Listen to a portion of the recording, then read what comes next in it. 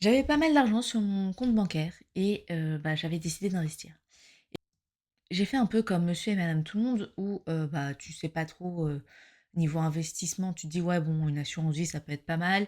En ce moment, la crypto, c'est assez en vogue donc ouais, pourquoi pas, apparemment ça fonctionne bien. Du coup, j'avais à peu près 80 sur une assurance vie bancaire et 20 sur la crypto. En soi, ça peut être une bonne allocation, sauf qu'il faut bien regarder, où est-ce qu'on met son argent.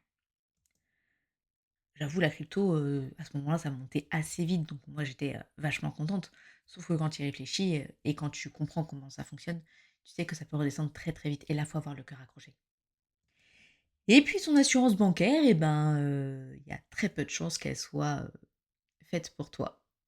Parce qu'avec le nombre de frais qu'ils te prennent, ça peut, énormément plomber ton épargne et donc du coup, voir soit ne pas te faire gagner de l'argent, soit voir, t'en faire perdre. Donc c'était une allocation très, très risquée et avec 0 stratégie. Et ça, du coup, c'est la pire des solutions. Je vous explique comment faire dans cette vidéo pour établir une bonne stratégie. Dans un premier temps, avant d'investir, vous devez voir plusieurs choses. Hop, je vais me mettre comme ça. Tac. Vous devez voir plusieurs choses. La première chose, c'est déterminer votre épargne de précaution. L'épargne de précaution, du coup, ça va vous servir, en cas de perte de revenus, en cas de, voiture qui tombe en panne, en cas de, pompe à chaleur qui tombe en panne et cetera. Bref, petite urgence et perte de revenus. Comment vous la calculez? C'est le montant de vos dépenses mensuelles obligatoires fois le nombre de mois, pour vous sentir en sécurité. Ça veut dire que, généralement, on dit 3 mois, c'est le minimum. On peut aller jusqu'à 9. Dans quel cas être sur 3, dans quel cas être sur 9, c'est simple. Si vous avez un CDI ou une situation assez stable, du coup, entrepreneur depuis un bon moment, vous arrivez vous à sortir de l'argent, un minimum d'argent et cetera, que voilà, vous dites: «OK, ça passe», entre 3 à 6 mois, de dépenses mensuelles sur votre compte, en épargne disponible. Si vous êtes dans une autre situation où vous êtes, vous venez d'être indépendant, vous avez, des CDD ou vous êtes intérim et cetera, que, voilà, vous n'avez pas une situation très stable, du coup, vous êtes sur 6 à 9 mois d'épargne disponible, sur votre compte. Là, vous pouvez le placer soit sur un livret A, soit sur un LDDS. Pourquoi? Parce que là, il y a aucun frais, du coup, sur ces comptes-là et il y a, quand je dis des frais, je parle des taxes. Il y a aucune taxe, du coup, sur ces comptes. Par rapport à d'autres taxes qui peuvent être, livrets, livret bancaire, quelconque, ont souvent quelques taxes. Donc du coup, ceux-là n'en ont pas, donc partez dessus. Ensuite, vous devez définir vos objectifs. Pourquoi? Parce que votre cerveau n'aime pas quand c'est flou. Si vous lui dites: «Je veux devenir plus riche», lui, il sait pas ce que ça veut dire plus riche. En fait, c'est trop flou, c'est trop vague. Il faut que ça soit vraiment spécifique. Il faut que ça soit mesurable, approprié, réaliste et temporel. Ça s'appelle des objectifs SMART. En gros, vous vous dites pas, «Je veux devenir plus riche», vous dites: «Je veux atteindre», hem, alors j'ai, une bêtise, hein, mais je veux atteindre 100 000 € dans 10 ans. Aujourd'hui, je peux épargner, 400 ou 500 € par mois. Je peux mettre en mise de départ, 5 000 € et du coup, oui, épargner 400 € par mois, c'est faisable et dans 10 ans, OK, c'est temporel, c'est fixé, je vais atteindre ça. Là, c'est un objectif SMART. Votre cerveau, il sait quoi atteindre, il sait vers quoi aller et il sait comment vous allez le faire. Donc vous déterminez ça et ça vous permet aussi de déterminer le timing. Quand est-ce que vous avez besoin de votre argent, et comment vous devez le répartir pour pouvoir l'avoir au moment où vous en avez besoin. Je vous ai parlé de capacité d'épargne du coup. Comment déterminer sa capacité, d'épargne et d'investissement? Je vous ai fait un petit exemple, hein, c'est beaucoup plus parlant je pense. Donc on va dire que chaque mois, vous gagnez 2 500 € de salaire. Vous avez des charges à 1 600 €, ce qui fait à peu près 64 de votre revenu. Vous mettez 15 en plaisir, donc à peu près 375 € et vous pouvez du coup épargner ou investir 525 € qui représente à peu près 21. La moyenne générale, pour les Français, c'est 15. Après, c'est à vous de voir en fonction de vos objectifs et de ce que vous voulez faire. Donc, Si on se dit que vous voulez épargner 525 euros par mois, on va voir comment on va pouvoir le placer. Donc, comment investir? Combien investir? Déjà, du coup, il faut voir avec votre épargne totale, vous enlevez toute l'épargne, enfin, vous enlevez le montant de l'épargne de précaution dont vous avez besoin. Donc, imaginons là dans l'exemple que j'ai mis juste avant, si vous avez 15 000 euros d'épargne actuellement en tout et que vous avez 1 600 euros de dépenses par mois, du coup 1600 x 6, il vous reste 5 400 euros à investir. Donc ça pourrait être votre mise de départ ou alors l'investir en mode DCA, Dollar Cost Average, où ça permet de lisser le point d'entrée selon vos investissements. Après, ça dépend de l'investissement que vous voulez faire, mais je vous en parle juste après. Si vous n'avez pas encore les 15 000 euros sur votre compte, imaginons que vous avez 8 000 euros actuellement, et que du coup, pour les 1600 x 6, ça fait 9 400, si je me trompe pas. Donc vous n'avez pas encore la totalité de votre épargne de précaution, il y a deux solutions. Soit vous vous dites, ok, j'ai la moitié, j'ai au moins la moitié de mon épargne de précaution, je peux commencer à investir. Du coup, dans les 5 525 que vous avez là, vous pourrez peut-être faire, ok, je vais mettre 250 euros dans l'épargne de précaution pour pouvoir monter à mon montant maximum et ensuite investir le reste. Ça peut être une solution. Ou vous dire, ok, j'attends quelques mois, je complète pour arriver à mes 9 000 et quelques, et ensuite j'investis. Là, c'est vraiment en fonction de vous et de votre sécurité. Moi, à votre place, si vous avez déjà 8 000 euros sur vos comptes, c'est déjà pas mal pour une épargne de précaution. Donc vous pouvez commencer à investir entre-temps et continuer votre épargne de précaution à côté. Ensuite, comment investir? Donc là, il y a plusieurs choses. Il faut déjà voir par rapport à vos objectifs temps. C'est-à-dire, là, tout à l'heure, on a défini vos objectifs de manière smart. Donc, on a pris la ligne temporelle pour le smart, pour le T de smart. La ligne temporelle, ça va être je veux atteindre cet objectif à tel moment. Donc, si vous vous dites que c'est dans 10 ans, c'est du long terme. Si vous vous dites je veux voyager au Japon dans 2 ans, c'est du court terme. Voilà. Donc là, ça va être ça. Ça va être définir pour chaque objectif que vous avez, quand est-ce que vous aurez besoin de cet argent et du coup, ça va vous permettre de savoir où est-ce que vous pouvez le placer. Si on part sur un court terme, donc ça veut dire moins de 5 ans, là, il va falloir que vous, ou un moyen terme d'ailleurs, un peu moins de 8 ans, il va falloir que vous le placiez de manière un peu plus sécurisée. Donc si c'est moins de 5 ans, ça va être que du sécurisé. Donc oui, moins de 5 ans, pardon, je regardais juste la caméra que c'était bien sur l'écran. Donc moins de 5 ans, ça va être que du sécurisé. Donc ça va être soit les livrets bancaires, soit les fonds euros. Et du coup, si c'est un peu plus de 3 à 5 ans, vous pouvez le placer. Vous pouvez commencer à le placer un petit peu sur des placements. Enfin, mettre une partie en sécurisé et une partie en placement. Comme ça, vous pouvez augmenter un petit peu votre capital. Ensuite, si c'est du long terme, là, vous pouvez aller sur l'investissement, sur les investissements qui rapportent plus sur le long terme, en fait, hein. Donc, plus vous laissez votre argent travailler et plus il va fructifier avec ce qu'on appelle l'effet boule de neige ou autre selon l'investissement que vous choisissez. Mais voilà, vous pouvez le placer autrement.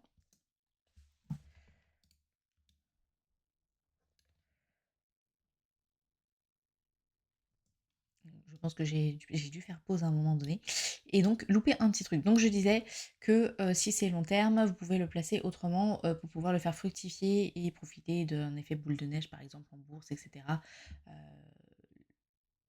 Voilà. Ensuite, on a vérifié si vous pouvez le placer par rapport à vos avantages fiscaux. Donc en France, si vous êtes français, vous avez... Non, pas si vous êtes français, en France tout court. Si vous payez des impôts français, vous avez le droit du coup à des enveloppes qui sont le plan épargne action ou l'assurance vie ou le plan épargne retraite qui peuvent avoir des avantages fiscaux pour vous. J'ai fait une vidéo sur ces enveloppes-là, sur YouTube, donc si vous voulez en savoir plus, n'hésitez pas à aller la voir ou à me contacter directement, pour en discuter.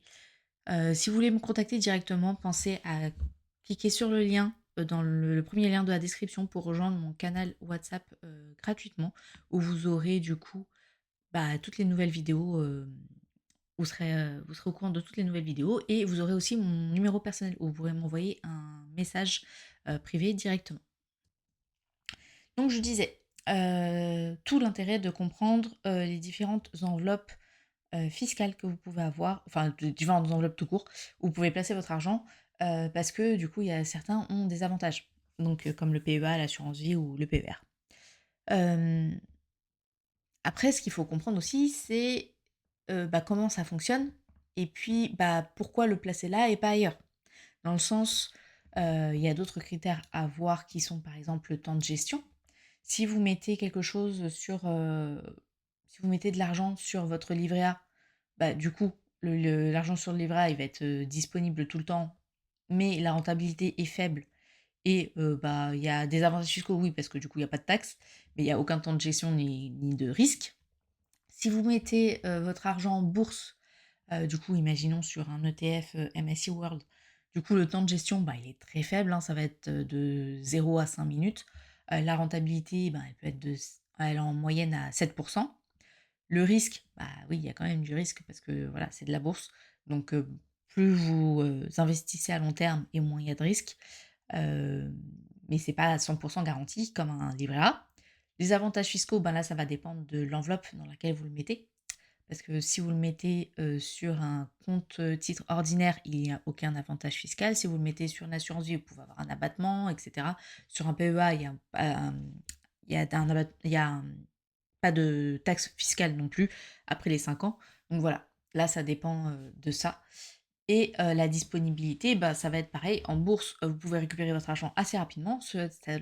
Cependant, ça dépend de l'enveloppe que vous prenez. Donc si vous prenez un PEA, vous pouvez le récupérer rapidement, mais avant 5 ans, ça va clôturer votre enveloppe. Si vous prenez une assurance vie, vous pouvez le récupérer à tout moment. Si vous prenez un PER, normalement, il faut attendre la retraite ou alors des conditions spéciales pour pouvoir ressortir votre argent. Donc il y a tout ça à prendre en compte, tout ça à prendre en compte. Si vous prenez par exemple l'immobilier, ben, le temps de gestion, il peut être beaucoup plus long parce que si vous déléguez pas la gestion de votre bien, du coup, vous allez passer du temps, vous allez passer du temps à trouver aussi votre bien et cetera. La rentabilité, ben, elle est à peu près de 4,5 par an, si vous faites bien les choses. Le risque, bah, là, il est moindre, sauf que du coup, vous pouvez quand même tomber, sur un logement qui ne se loue pas, dans une ville qui ne se loue pas ou alors si, vous n'arrivez pas à avoir une bonne rentabilité, du coup, ben, c'est un risque pour vous de payer plus que, ce que vous gagnez avec. Hem, voilà et la disponibilité du coup, bah, ça va être, le temps de revendre votre bien pour retrouver votre argent. Donc en gros, avant d'investir votre argent, vous devez quand même bien regarder et bien établir votre plan. En fait, bien regarder ce que vous voulez, bien établir votre plan. Ne zappez pas l'étape, avant d'investir, ne zappez pas l'étape comprendre, les enveloppes fiscales ou enfin les enveloppes tout court. Une enveloppe en fait, bah, ça va être, déjà les différents types de livrets ou de comptes bancaires que vous pouvez avoir, ou en assurance et cetera. Mais aussi ça va être, le est-ce que je le place en bourse? Est-ce que je le place en crypto? Est-ce que je le place en immobilier? Hem, un appartement, c'est une enveloppe, parce que du coup votre argent est posé dessus. Une plateforme, d'échange, crypto, c'est une enveloppe. Donc voilà et du coup, faut bien comprendre les risques qu'il y a derrière, bien comprendre les avantages que vous pouvez avoir, le temps de gestion que ça va vous prendre et voir ça en fonction de vos objectifs. Est-ce que vous êtes disposé ou pas à, y passer du temps? Est-ce que vous avez un cœur assez accroché pour pouvoir, supporter la volatilité, par exemple de la crypto? Donc voilà. Ah oui et il y a 2 choses dont je vous ai pas parlé dans cette partie-là. Souvent on dit qu'il faut investir selon sa tolérance au risque. Alors oui et non. Dans le sens où, bah, si vous avez un projet à long terme, mais que vous dites: «Ouais, mais moi je suis pas, hyper, chaud pour le placer sur un investissement, à risque, du style la bourse». la bourse qui peut ramener 7% annuel et que vous vous dites: «OK, bah, je vais placer, j'ai, 10 000 € à placer, je vais pas placer, 9 000 en bourse et 1 000, en fonds euros, je vais placer, 5 000 en fonds euros et 5 000 en bourse». Bah, en fait, placer 5 000 en fonds euros, c'est vous perdez de l'argent au cours du temps parce que vous n'allez pas battre l'inflation et que, bah, placer de l'argent sur un fonds euro ou sur un livret A plus de 3 ans vous fait perdre du pouvoir d'achat. Donc au final, ça sert pas à grand chose.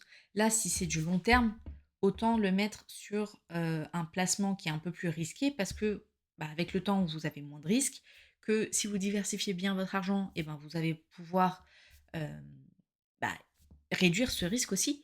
Donc voilà, donc c'est beaucoup plus intéressant de le mettre, pour les projets à long terme, de mettre sur un placement un peu plus risqué.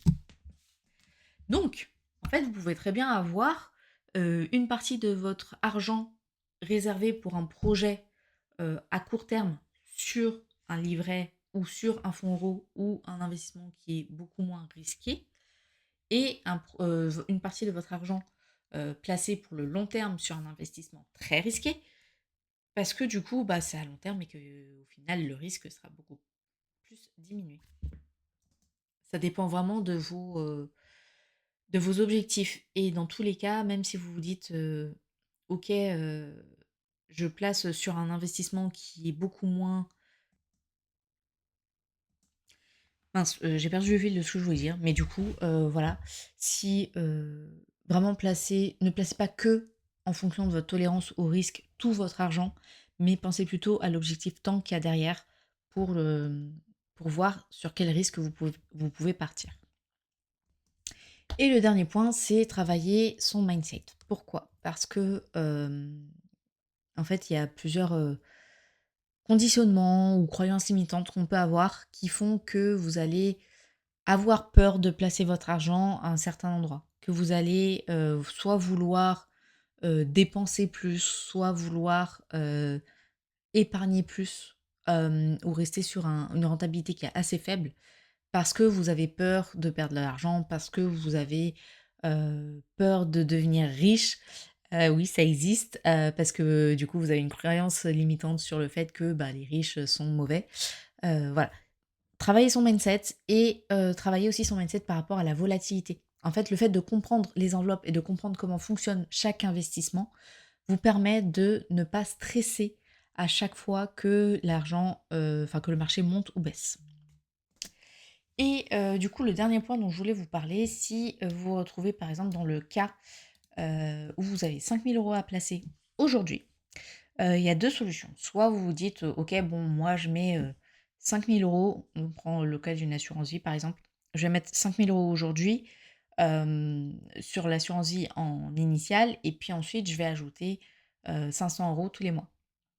Vous pouvez faire ça, ça vous permet de lisser, du coup le prix d'achat heu, de vos parts. Donc si vous mettez 500 € tous les mois, c'est ce qu'on appelle la méthode dollar cost average, où vous mettez, la même somme tous les mois. Du coup, ça vous permet de lisser le point d'entrée, et du coup de pas être sujette aux fluctuations. Donc si vous avez peu importe que, le prix soit haut ou soit bas, que le prix de la part soit haute ou basse, imaginons que, ce mois-ci, elle est à 30 € la part et que demain elle est à, 100 € la part.